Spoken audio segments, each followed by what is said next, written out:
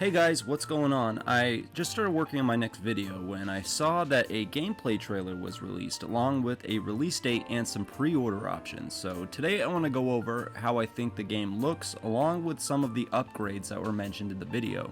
I want to apologize for the audio of my last video. I still have no idea how to mix audio and I've been trying to do my best to make the audio perfect for you guys, but I'm either way too loud or way too quiet, and I'm trying to find the perfect middle ground for an enjoyable viewer experience.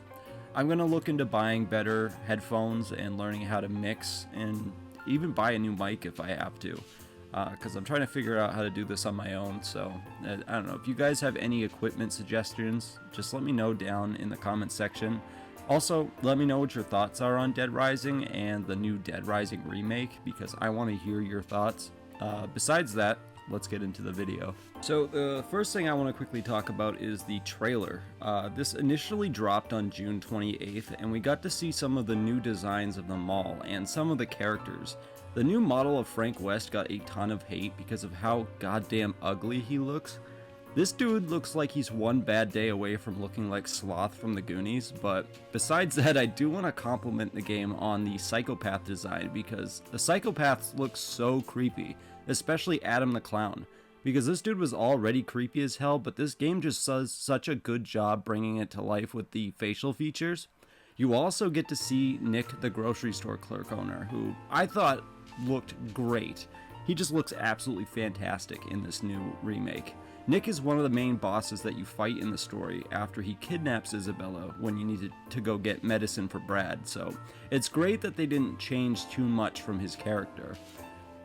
The gameplay is another thing I do want to talk about, because we got a good look into what the zombie combat looks like in this. And it just really makes me excited for us to be able to go back and kill zombies, because it's been so long since we've seen a Dead Rising game. I mean, what was the last Dead Rising game? Dead Rising 4, right? So it's just great that we're finally getting this game back and on next-gen consoles, because most of us have probably been playing Dead Rising and Dead Rising 2 Remastered on PlayStation and Xbox, because, I mean, that's the most recent, like, touch-up that they've done to the franchise. Besides that, the mall just looks great with all of its minor upgrades. Either the layout of the mall has been upgraded, or they increased the amount of items that you could pick up and use. And what I mean by that, not inventory space, but the actual items itself, which the game already had a large variety of this, but it's great that we finally see it in action. You know what I mean? But let's get into some of the things the trailer mentioned in regards to the new features that we can expect, and let's talk about the release date as well. Most of these features are from the trailer, or what the narrator said directly in the trailer. We won't know the full extent of what was added until we're finally able to play it, and the release date is actually confirmed for September 19th, 2024, and the game is going to be releasing on Xbox, PlayStation, and PC. And actually, it's going to only cost $50 unless you plan on buying the collector's edition, but I can't imagine that's going to be any more expensive. It's great that they're putting such a low price on this, because it makes it so it's going to be available to everybody, so people don't have to pay $70 for, you know, a remake.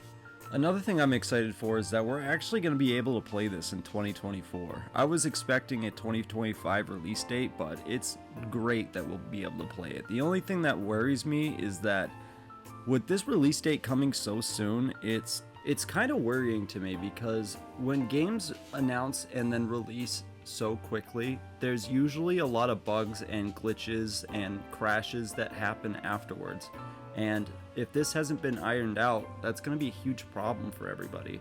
Not only that, like, we don't even know how long they've been working on this game. We can speculate that they've been working on this since before or after May 2023, because that's when the leak started that Capcom was working on the remaster, but we really just don't know at this point, and there's just a lot of things that I want to see go right with this game, and to have any issues is just going to be a problem for any future remakes. I talked about that in a previous video though, so if you want to go check that out, you know, it's on my page, or I'll put a link to that in the description. But let's talk about some of the new features that we're going to be able to see in this game. Oh my god, that transition from old Frank to new Frank was kind of a jump scare. So the trailer, or the gameplay trailer, talks a lot about the new features that we can expect for the game. For starters, NPC voices have been added to the survivors along with better AI to help them with getting back to the safe room. They also said that they added new NPC survivors that you can save from the minute the game starts to the minute the game ends, or goes into overtime. The controls also got a complete overhaul, which means that the gun controls will be better. Most of the different fighting moves have been fixed, so the buttons will make sure that the combat will be way better. And running buttons have also been fixed, so you no longer have to worry about accidentally jumping towards people with the lunge move. This was a huge problem in the original game because all the buttons were layered on the controls like the combo moves in Mortal Kombat. So that needed to be fixed. The one problem I have with this is that I hope they keep the same character progression system they had in the original game, because it makes something that not only your inventory space, but your health and your speed was something that you had to work towards by killing psychos and saving survivors. And I just hope that that system doesn't change. The frame rate for the game has also been adjusted so that it plays smoother, which this is something that the game needed desperately. They also added auto-saving, which, I mean, is alright. I was okay with the old save system, but most people would probably like auto-saving. The last feature is the UI for grabbing items and being able to interact with the world has also been fixed. So these are just like the main things that have been fixed or adjusted. I don't know the complete list. We won't know until the game comes out, but let me get on to the graphics so we can talk a little bit about how that works. So the graphics look absolutely incredible in some places. Like, the environment looks amazing, and so do the zombies, but the characters look kind of wacky. Like, the NPC survivors kind of look like shit, some of them, and Frank just looks so bad. The way his character look seems to change in different parts of the trailer is kind of throwing me off, until you get to see what his character looks like during cutscenes, and it's just giving me Isaac Clarke PTSD vibes from the Dead Space remake. I doubt we'll see this fixed so close to launch, but it's just something we're gonna have to get used to. So I talked about most of my theories in the last video, but I'll kind of reiterate what I'm hoping for out of this game, or what would be cool to see. I would like to see the mall get an expansion in comparison to the other game, but better than what was done in Dead Rising 4.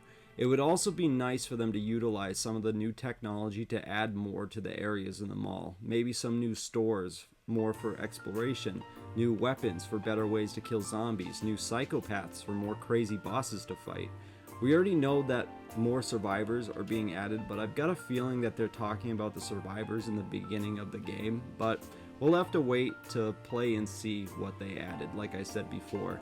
We know that the timer is back and the case system is back, so that's already a good sign seeing this. I hope that they do this game right, and it seems like they already have by bringing back so many of the fan favorite features, but again, we will have to wait and see until we play the game. I don't really have much more to say other than that. I've said a lot in my other video. I just wanted to give you guys an update to the release date and some of the features that have been added to the game.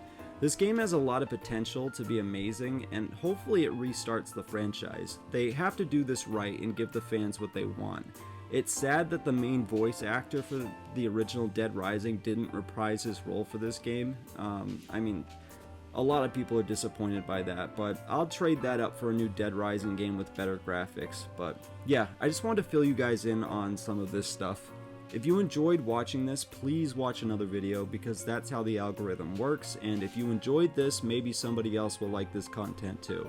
I also want to say that I'm trying to make this channel a place where the average gamer can have their voices heard, because with the other big channels, you might feel like you're constantly screaming into the void and not really feeling heard. But I want to do something different than that. I just hope you guys enjoy these videos. Thanks again for watching, guys, and have a good night.